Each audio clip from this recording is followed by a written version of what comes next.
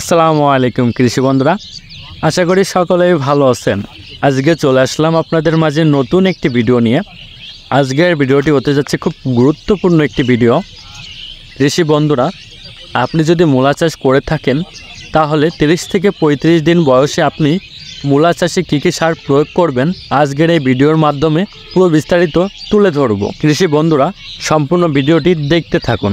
ভিডিওর মাঝে একটি কথা না বললেই নয়, এমন ভিডিও পেতে চাইলে এবং পরামর্শ পেতে চাইলে এখনই আমাদের কৃষিমাঠ ইউটিউব চ্যানেলটি সাবস্ক্রাইব করে রাখুন। চলুন শুরু করা যাক। কৃষি বন্ধুরা, মূলা চাষের ক্ষেত্রে 30 থেকে 35 দিন বয়সে সঠিক সময়ে ও সঠিক পরিমাণে সার প্রয়োগ করা অত্যন্ত গুরুত্বপূর্ণ, কারণ এ সময়ে মূলো দ্রুত বৃদ্ধি পায়। কৃষি বন্ধুরা, সার প্রয়োগ ইউরিয়া মূলার পাতার বৃদ্ধিতে সহায়ক হয় এবং সবুজ রং নিশ্চিত করে থাকে।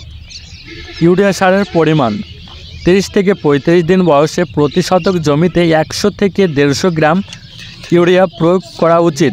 ইউরিয়া সারের প্রয়োগ পদ্ধতি: ইউরিয়া গাছের গোড়ায় মাটিতে মিশিয়ে দিতে হবে, কারণ সরাসরি পাতায় না পড়ে যেন সেটি গাছের শিকড়ে পৌঁছায়। টিএসপি সাধারণত মূলা চাষের শিকড়ের বৃদ্ধিতে সাহায্য করে থাকে এবং গাছকে শক্তিশালী করে তোলে। টিএসপি সারের পরিমাণ 30 থেকে 35 দিন বয়সে প্রতি শতক জমিতে 50 থেকে 70 গ্রাম টিএসপি প্রয়োগ করা যেতে পারে। এমওপি পটাশ সার মূলার আকার ও গুণমান উন্নত করতে সাহায্য করে এবং গাছের রোগ প্রতিরোধ ক্ষমতা বাড়ায়। পটাশ সারের পরিমাণ প্রতি শতক জমিতে 50 থেকে 70 গ্রাম পটাশ সার প্রয়োগ করতে হবে। পটাশ সারের প্রয়োগ পদ্ধতি: পটাশ সার মূলার গোড়ায় প্রয়োগ করতে হবে এবং প্রয়োগের পর মাটি হালকাভাবে ঝরঝরা করে দিতে হবে। জিপসাম শিকড়ের সঠিক গঠন এবং মাটির পিএইচ নিয়ন্ত্রণে সাহায্য করে থাকে।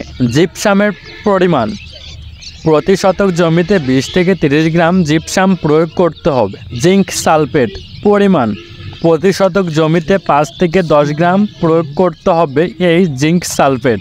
জৈব সারের পরিমাণ প্রতি শতক জমিতে 5 থেকে 10 কেজি জৈব সার প্রয়োগ করতে হবে মূলা চাষের জমিতে। কৃষি বন্ধুরা, এইবার আসি সার প্রয়োগের সঠিক নিয়ম। সার প্রয়োগের আগে জমিতে পানি সেচ দিয়ে মাটি নরম করে নিতে হবে। 2. প্রয়োগের পর মাটি ঝরঝরা করে সার মাটির সাথে মিশিয়ে দিতে হবে। 3. সার প্রয়োগের পর যদি মাটিতে পর্যাপ্ত রস না থাকে তবে হালকা সেচ দিতে হবে, কারণ মাটিটি নরম না থাকলে সারের কার্যকারিতা কম হয়ে যাবে। কৃষি বন্ধুরা, এই সারগুলো সঠিক সময়ে এবং সঠিক পরিমাণে প্রয়োগ করলে মূলার ফলন অনেক ভালো হবে এবং রোগ প্রতিরোধ ক্ষমতা বাড়বে।